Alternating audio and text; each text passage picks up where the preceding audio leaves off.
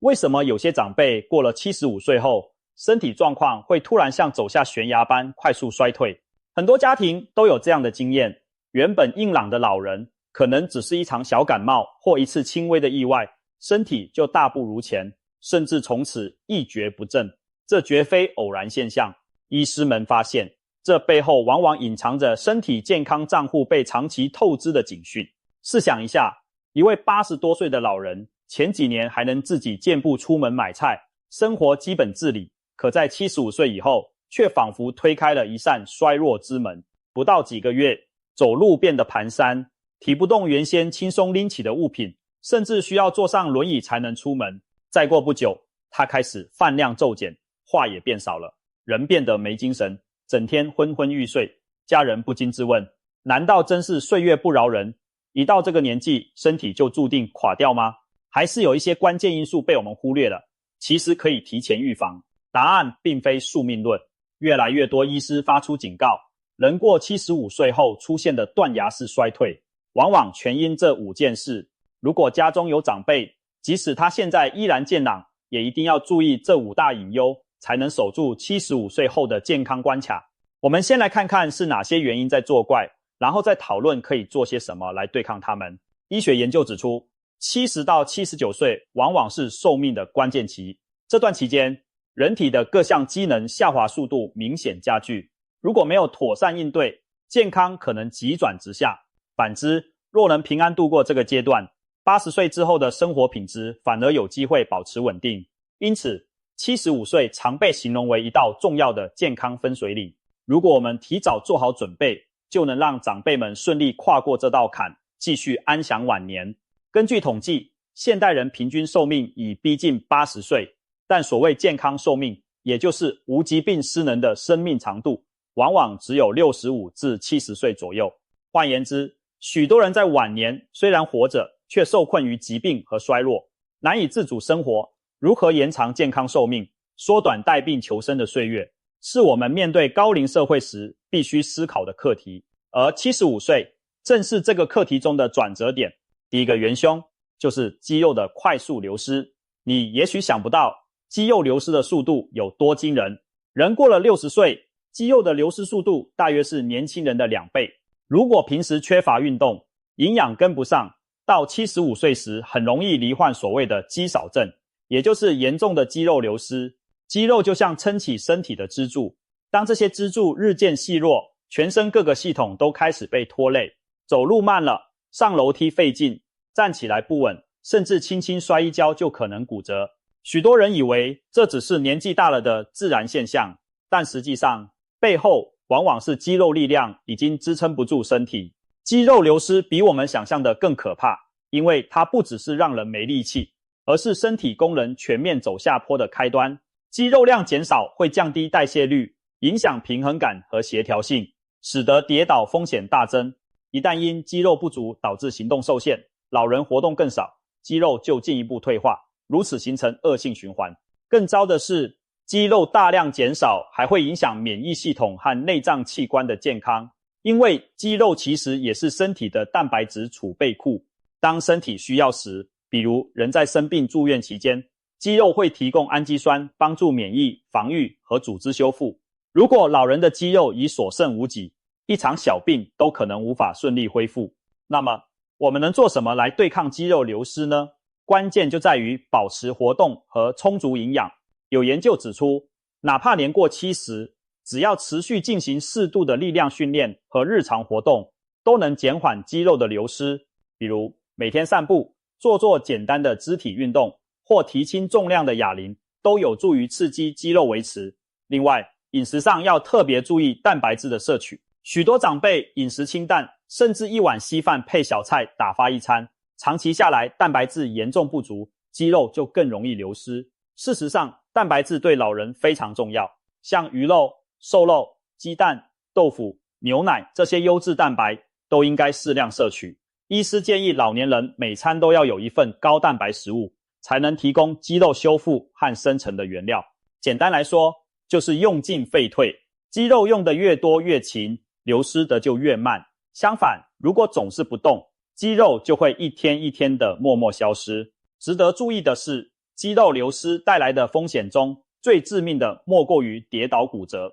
对年轻人而言，也许摔一跤只是擦伤，但对肌少症的老人来说，一次髋骨骨折就可能夺走独立行走的能力。统计显示，高龄患者在髋关节骨折后的1年内，死亡率显著升高。很多老人骨折住院后长期卧床，肌肉进一步萎缩，并发症接踵而至，身体每况愈下。所以预防跌倒是重中之重，保持肌力和平衡感可以降低跌倒发生率。此外，居家环境也要做好防护，例如浴室铺防滑垫，夜间开小夜灯，收拾地面杂物等，减少绊倒滑倒的可能。想让长辈健康长寿，一定别让他们躺着不动，地过日子，动起来才能活力常在。社区里的张伯伯和李伯伯就是2个典型例子。张伯伯今年80出头，却每天早晨都在公园里练拳打太极，人瘦瘦小小，但身手矫健。反观李伯伯，从60多岁退休开始就不太爱活动，一天大部分时间坐在椅子上看报纸。刚开始他们身体好像差不多，但到了75岁后，差距就显现出来了。张伯伯依旧步伐稳健，自己买菜做饭，甚至偶尔去爬爬郊山。李伯伯却渐渐走不动路，出门非得拄拐杖不可，稍微走远一点就喘得厉害。前年冬天，李伯伯只是感冒住院，躺了2周，腿脚更没劲。出院后几乎无法自行行走，现在他日常生活需要依靠轮椅和别人搀扶，整个人也越来越消沉。2位老人不同的人生轨迹，正印证了肌肉流失带来的迥异结果。俗话说，人老腿先老，照顾好腿脚肌肉，就是照顾好晚年的行动力和生活品质。接下来要谈的第2件事，是大脑认知能力的下滑。许多家庭可能都有这样的经验，长辈开始出现健忘，忘东忘西，常常话说到一半就接不上来。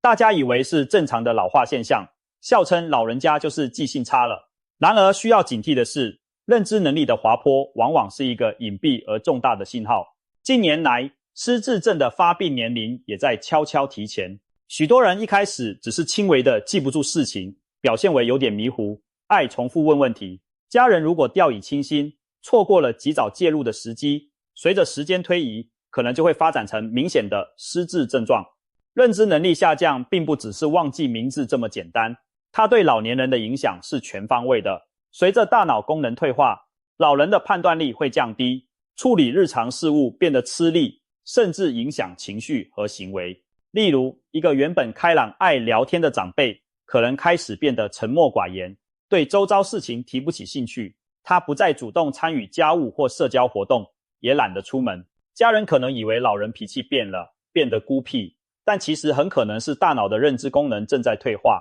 让他感到应付生活力不从心。认知能力下降还会直接影响生理状况，许多失智的长者食欲不振，日夜颠倒，睡眠品质变差，这进一步拖垮了身体的抵抗力。要延缓大脑的老化，我们能做的其实不少。首先是及早发现和治疗。如果家中长辈出现记忆力明显下降或性格改变，千万不要一味归咎于正常老化，最好带他去做认知功能评估。虽然目前医学上对于阿兹海默症等失智症尚无根治方法，但早期介入，例如使用药物控制症状，加强营养补充，安排认知训练等，可以延缓恶化。其次，平时应该鼓励长辈多用脑，保持心智活跃，这就像肌肉需要运动一样，大脑也需要刺激。让老人学习新知识，参加益智游戏，读书、看报，甚至练习使用手机等新科技产品，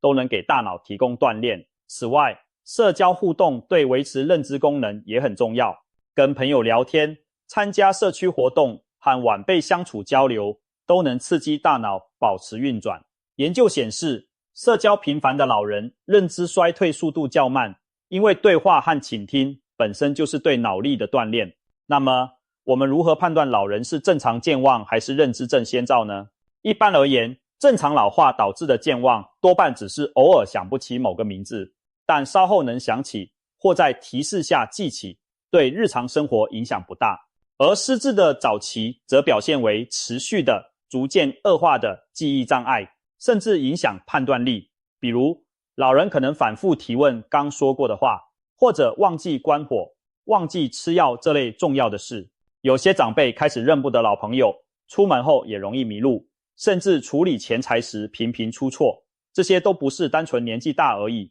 而可能是轻度认知障碍或失智症的前兆，需要引起重视。家属一旦发现类似情形，最好带长辈去神经科或老人医学科做智力评估、脑部检查，以便早期确诊和治疗。此外，维持大脑健康也要从控制慢性病着手。许多研究发现，高血压、糖尿病、血脂异常等慢性病不仅影响身体，也会加速大脑退化，提升失智风险。因此，照顾长辈大脑，血压、血糖要盯紧。所谓三高，指的就是高血压、高血糖、高血脂，一定要管理好。饮食上可以多补充富含 Omega-3 脂肪酸的食物，例如鱼类、坚果等，有益脑部健康。让长辈每天有阅读、下棋、练字等用脑活动，也能减缓记忆力衰退。大脑就像肌肉一样，多锻炼就能更强健，千万别让它长时间闲置。我认识的一位陈奶奶，就是保持头脑灵活的榜样。今年78岁的她，每天坚持读报看书，还学会了用智能手机跟儿孙们视频聊天。前阵子她甚至报名了社区的大学，去学书法和英文，跟一群年轻大学生一起上课。陈奶奶常说，自己哪里有空变老，每天都有小朋友等着她讲故事，菜园等着她浇水，忙都忙不完啊。如今她思路清晰，反应一点也不比年轻人慢。而另一位王奶奶，退休后日复一日的看电视、打瞌睡，很少接触新鲜事物。现在不到75岁，记性已经差了很多，有时刚放好的东西转眼就找不到，出门买菜也容易忘东忘西。两相对照，我们更能体会到多用脑的重要。大脑真的是越用越灵光，越闲着反而退化得快。第三件让老人健康加速衰退的事，是多种慢性疾病的叠加效应。随着年龄增长，大多数老年人身上都背负着不止一种慢性病，高血压、糖尿病、心脏病、关节炎、慢性阻塞性肺病。这些老毛病也许年轻时个个都能控制住，但在75岁这个年纪，他们之间的叠加影响开始凸显。身体的调节能力随着年龄下滑，原本看似稳定的小毛病，可能在某个临界点突然联合作乱，对健康造成沉重打击。比方说，一位原本患有高血压和2型糖尿病的老人，长期以来血压、血糖控制得还不错，也没出现明显的并发症。但是过了75岁以后，身体内环境变得脆弱敏感，一点风吹草动都可能引发连锁反应。某天只要血糖稍微没控制好，免疫力跟着下降，一次小感染就可能演变成严重肺炎。血压如果出现剧烈波动，老人一起身就可能头昏眼花而摔倒，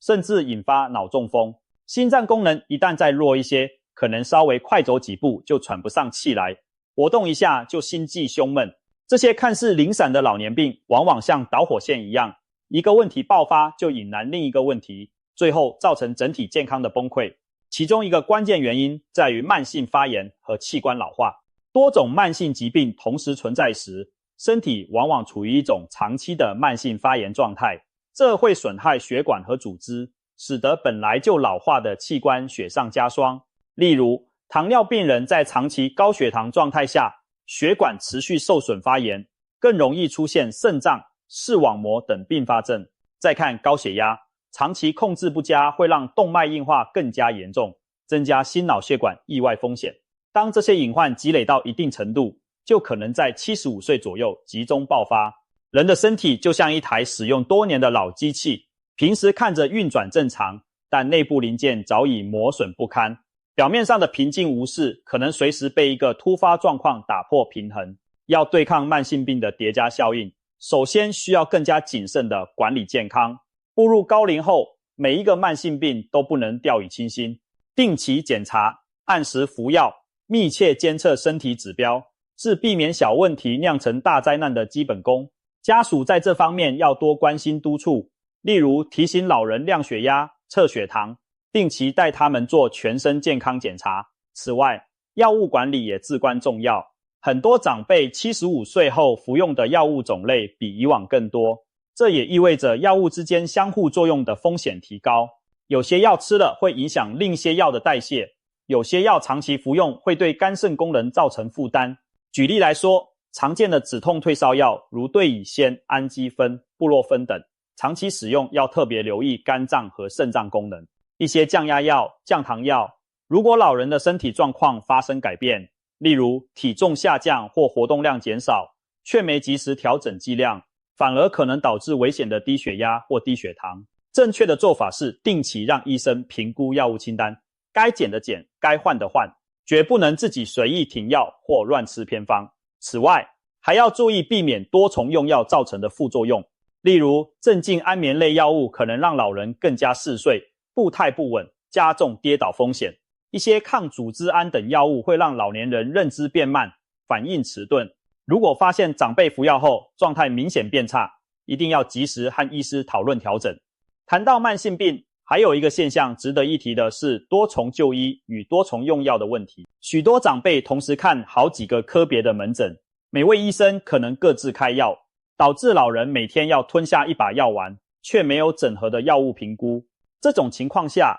药物之间的交互作用很容易让老人出现头晕、嗜睡、血压不稳等副作用。有个案例中，一位80岁老人每天服10几种药，结果经常头晕摔跤。后来家属带他去看老人医学门诊，医师整合药单，减掉了重复和不必要的药物，老人精神状态明显改善，也不再频繁跌倒了。由此可见，定期进行整合性的健康检查很重要。如果家中长辈病多药多，建议寻求专业医师的协助，评估哪些药可以调整，哪些指标需要特别监测，为长辈量身打造一个最合适的健康管理计划。另一位刘阿姨的经历也发人深省。刘阿姨本身有好几种慢性病，包括糖尿病、高血压，还有风湿关节炎。平时她觉得药能控制就没什么大碍，也没特别注意日常监控。某年夏天，她血糖一时失控，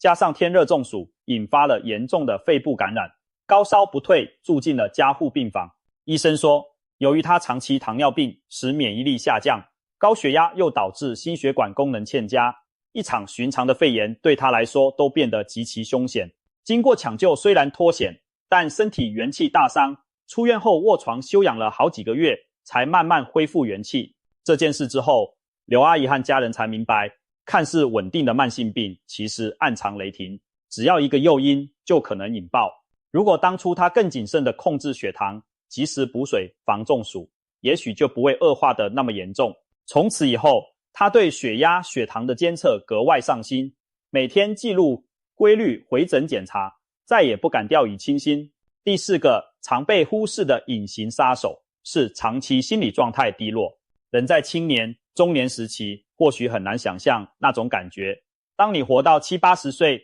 高朋满座的热闹场景，不再取而代之的是熟悉的亲友，一个个离你而去。退休多年后，昔日工作中的成就感早已成为回忆。子女长大，各自成家，忙于工作和生活，能陪在身边的时间越来越少。有些老人丧偶，失去了相伴一生的伴侣，每天面对空荡荡的房子，巨大的孤独感席卷而来。在这种种变迁之下，许多长辈在75岁左右开始出现明显的心理落差。他们可能表面不说，但内心深处常常觉得自己活着没有什么意义，只是在给孩子添麻烦。这种生命意义感的丧失和强烈的孤独感，对老年人的健康打击极大。心理低落长期得不到缓解，会直接体现在生理上。一方面，抑郁的情绪会削弱免疫系统功能，让老人更容易生病。研究发现，孤独和抑郁的老年人，其罹患心血管疾病、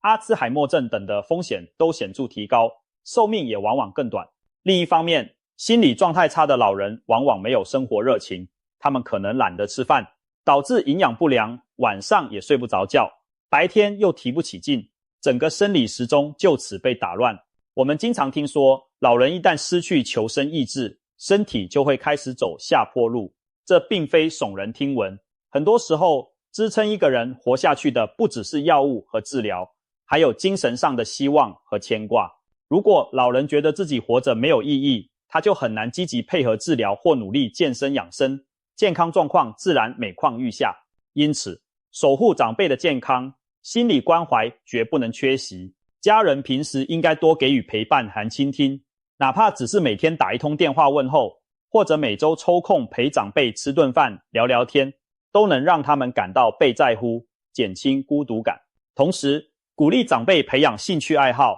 参与社交活动。很多社区都有银发族的团体活动，例如歌唱班、舞蹈课、书法绘画、郊游踏青等，让老人有机会走出家门，结交朋友。在这样的环境中，长辈会重新找到生活的热情和目标感。对一些已经出现抑郁症状的老人，家属也不要忌讳寻求专业帮助，咨询心理医生或精神科医师。通过药物治疗配合心理辅导，很多老年抑郁是可以改善的。总之，要让长辈感受到自己并不孤单，他们依然被需要、被爱惜。哪怕是帮家里浇花、照顾宠物这样的小事情，也是在给他们活下去的每一天增添意义感。在心理健康方面，家人的态度和支持格外重要。有些时候，长辈表面不愿麻烦子女，实则心里非常渴望交流。作为晚辈，我们不妨主动多和长辈聊聊，让他们敞开心扉，说出内心的孤独和焦虑。有些老人不愿示弱，总说我很好，不用担心，但夜深人静时却暗自落泪。子女可以留意长辈言行中的细节变化，比如原本爱看的电视不看了，原本爱吃的东西不碰了，甚至开始整理遗物，交代后事，这些都可能是心理求救信号。此时绝不能等闲视之，应该及时介入疏导。如果长辈愿意，可以陪他们参加一些老年人互助团体或社区活动，认识新的朋友。很多长辈和同龄人谈天说地，比和儿女聊天更放松自在，因为他们有共同话题和经历。看着同龄人积极生活，自己的心态也会被感染。此外，也要让长辈觉得自己仍然被需要，可以请他们帮忙做些力所能及的小事，例如给晚辈讲从前的故事，指导孩子做传统菜，打理家中的小花园等。被家人信任和依赖，长辈会产生强烈的价值感与成就感，斗志自然就回来了。曾在杂志上读到一个故事，一对老夫妇相伴超过50年，老先生过世后，老太太在葬礼上强忍悲痛，嘴上说自己还好，但不到半年，身体就明显差了下来。原本喜欢出去串门子的她，开始足不出户，茶饭不思，人也迅速消瘦下去。子女发现不对劲，赶紧带她看医生，诊断是适应性忧郁症。在专业心理咨询和家人密切陪伴下，老太太逐渐走出了丧偶的阴影，重新回到麻将桌和邻里活动中，脸上又有了笑容。这件事令人感触良多，失去挚爱对老人打击何其大，若缺乏心理支持，很可能就在抑郁中迅速衰亡。我们千万不要忽视长辈内心的情绪洪流，当他们历经人生巨变时，伸出援手陪他们一起走过，是对他们生命最大的守护。最后，第5件关键的事，可能出乎不少人意料，那就是生活节奏的彻底打乱。许多人年轻时盼着退休可以轻松无忧，确实，刚退休的头几年往往是惬意的，终于不用天天紧绷着闹钟上班，有大把时间可以休息。然而，新鲜感过后，如果没有为自己的晚年生活制定新的规律和目标，日子可能会渐渐变得索然无味，甚至混乱思绪。尤其当退休已经10几年，到了75岁左右，很多老人的生活状态相当混乱无序，每天没有固定的安排，想什么时候起床就什么时候起，3餐也不定时，反正闲着也是闲着，白天小睡连连，夜晚反而睡不着，只好看电视打发时间，几乎没有运动或户外活动，长时间窝在沙发椅子上，由于行动不便就很少出门，干脆关在家里。同样是一天24小时，对有些长者而言却像无尽的消磨，日复一日，生活犹如一潭死水。要知道，人类的身心运作其实非常依赖规律与节奏。我们体内有生物钟、荷尔蒙分泌、体温、血压、消化等等，都随着昼夜节律起伏。如果作息混乱，生物钟紊乱，身体内部的协调就会被打破，久而久之，各种毛病找上门来。例如，长期日夜颠倒的老人更容易罹患代谢疾病和抑郁症，因为荷尔蒙分泌出了问题，吃饭时间每天不同，消化系统无所适从，容易引发胃口变差，胃肠功能下降，缺乏日照和活动量，骨质疏松和肌肉退化也会更明显。不夸张地说，当生活节奏彻底乱了套，人的身体也会跟着散架。有专家形容这种状态就像一台无人看管的老旧机器，零件各自为政，该润滑的不润滑，该上紧的螺丝松了，到最后整台机器就戛然停止运转。听起来有些可怕，但幸运的是，这也是最容易改善的一环。重新建立生活的节奏感，常常能让一个衰颓的老人焕发出新的活力。对长辈来说，所谓节奏并不需要像上班族那样紧张严格，只需要有固定的作息和充实的日常安排。比如说，每天早上固定在7点或8点起床，穿戴整齐后出去散散步、晒晒太阳，按照规定的时间吃早、中、晚3餐，哪怕食量不大，也要定时进食，以维持身体机能。下午可以安排一小段午休，但不要整天昏睡。傍晚时分也可以在家附近活动活动，或者做做伸展体操。晚上避免过度刺激，睡前不看过于刺激的电视节目，不滑手机，以免影响入睡。到了固定的就寝时间，譬如晚上10点或11点，就尽量关灯上床休息。除此之外，更重要的是培养一些日常任务和爱好，比如每周有几天参加某个兴趣班或社区活动，或者每日安排一个固定时段阅读、写字、下棋、照顾盆栽等。常有人说，退休后还是要像上班一样给自己找点事做，这话很有道理。有了可以期待的事情，生活就有了牵挂和重心，长辈就不会觉得每天只是为了等天黑。值得庆幸的是，如今社会上为银发族提供的活动和资源越来越多，许多社区中心、老人会馆都开设了丰富的课程和聚会，像是太极拳班、合唱团、手工艺课、电脑课程等等。不仅如此，一些热心公益的长辈还会组织志愿服务队，到学校担任交通导护，到图书馆当导览志工，在服务他人的同时，也找到了生活的重心。有些企业甚至返聘退休员工作为顾问，让宝贵的经验持续发光发热。这些都为长辈创造了维持生活节奏和社会参与的机会。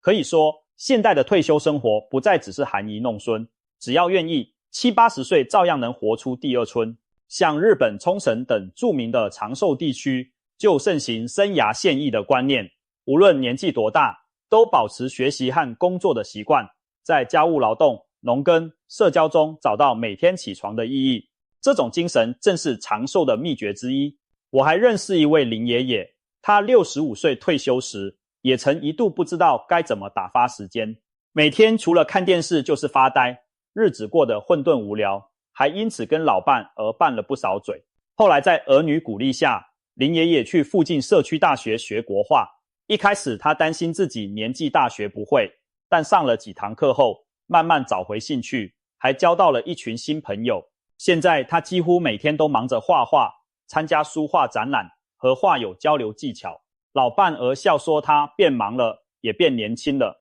事实上，林爷爷重新建立了自己的生活节奏，不再无所事事，整个人精神焕发，比刚退休那会儿开朗许多。由此可见，只要勇敢踏出一小步去培养新嗜好，晚年生活一样可以多姿多彩，再现生命的价值感。说到这里，我们也顺便澄清几个常见的养生迷思，免得误入歧途。首先，有人觉得长辈年纪大了，就该少活动，多休息，认为省点力气才能活得久。这种观念可能出自对运动的恐惧，但事实恰恰相反，长时间不活动只会加速身体机能退化，适度的运动能促进血液循环，保持肌肉骨骼强健，反而能让人更有精神。当然，运动要量力而为，但绝不能完全不动，哪怕是每天在家走动，做做家事，都比整天坐着强。其次，不少老人家坚持饮食清淡，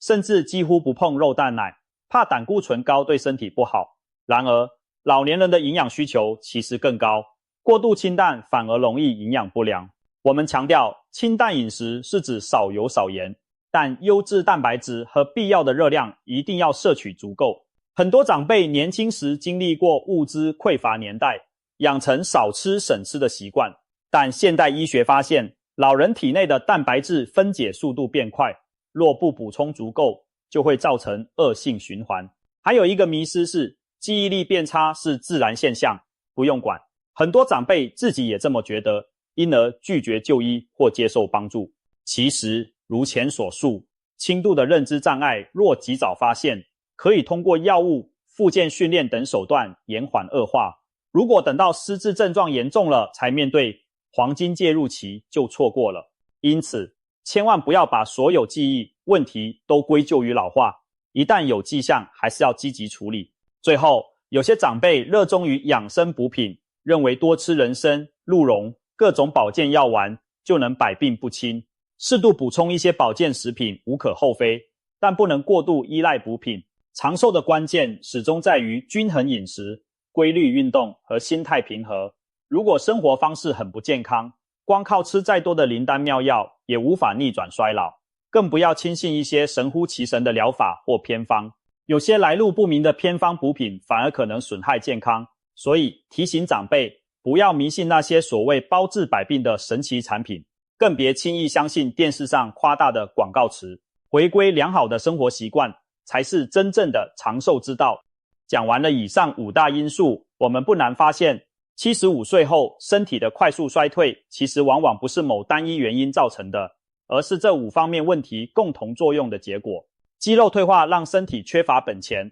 慢性病叠加和慢性发炎让器官脆弱不堪，加上大脑认知下降，心理斗志消沉，生活毫无规律，这些问题几乎同时亮起红灯，一个人想不垮掉都难。如果把老年人的身体比作一座积木塔，75岁之前，每块积木，也就是各个器官和功能，或许已经有些松动，但整座塔仍然站立。然而到了某个时间点，如果没有妥善维护，这些松动的积木之间就会互相影响，终于在细微震动下轰然倒塌。家人眼中看到的可能只是那次生病后就一直没好起来，或者摔了一跤后就一蹶不振，但真正的原因是整座塔早已摇摇欲坠，一点额外的冲击便让它倒下。既然如此，我们是否只能无奈地接受命运？当然不是。许多研究和实例都告诉我们，只要在生活方式上做出改善，哪怕已经是古稀之年，也完全可以延缓衰老的脚步，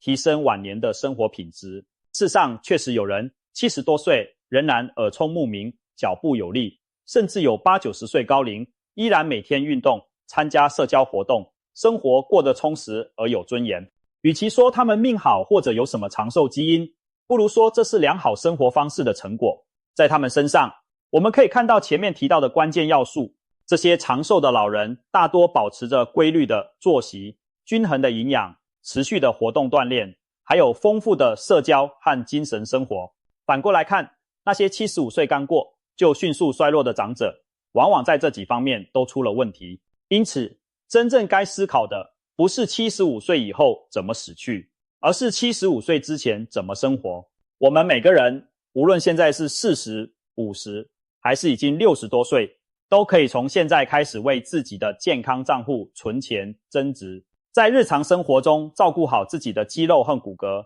多走动、勤劳动，别让身体的本钱虚耗，关注大脑和心理健康，终身学习，保持好奇心，多和家人朋友交流，别让心智闭塞，积极管理慢性病，有病按时医治，按时服药，不给小毛病累积成大灾难的机会，珍惜自己的社交网络和兴趣爱好，培养一些退休后仍可投入的事情，让未来的晚年生活有节奏、有重心，而不是浑浑噩噩的消磨时光。如果您家中有年长的父母或亲人，请务必将今天谈到的这5点分享给他们。更重要的是，帮助他们一起做到，协助长辈订定运动计划，哪怕每天陪他们散步20分钟，饮食上多用心，确保每餐都营养均衡，关心他们的情绪，多聊天，多倾听，鼓励他们走出家门交朋友，帮助他们安排作息，例如固定每周几天带他们出去活动，同时也要尊重他们的自主性，让他们参与力所能及的家务和决策，不要因为心疼就事事包办。这些生活中的细节调整，比起高档补品或特效药，更能真正延长长辈们的健康寿命。总而言之，75岁并不是生命走下坡的魔咒，而是一个提醒我们更加珍爱健康的里程碑。只要避开上述5个加速衰老的陷阱，并积极采取行动维护身心健康，我们完全可以让生命之树在75岁之后依然枝繁叶茂。与其等到问题出现再追回，不如现在就开始行动。让我们提醒自己，也提醒家中的长辈，健康的身体和充实的生活是长寿最宝贵的秘诀。把握当下尾降来储蓄健康的本钱，这样当我们终于迈入古稀之年，也能自信地告诉自己，岁月虽增，风采不减，人生依旧掌握在我们自己手中。最后想和大家分享一个真实的小故事。一位85岁的老奶奶，年轻时是一名老师，退休后依然热心教育。她每天上午到附近小学当义务图书管理员，下午就在自家庭院里种菜、修剪花草。许多人问她长寿的秘方，她常幽默地说，自己哪里有空变老，每天都有好多小朋友等着她讲故事，花园里的蔬菜等着她浇水，她得赶紧起床做事呢。这句玩笑话道出了长寿的真谛。充实而有目标的生活，正是抵抗岁月的最好良药。愿我们每个人都能如此陪伴家中长辈，一起快乐地跨越75岁的门槛，迎向更加灿烂的晚霞人生。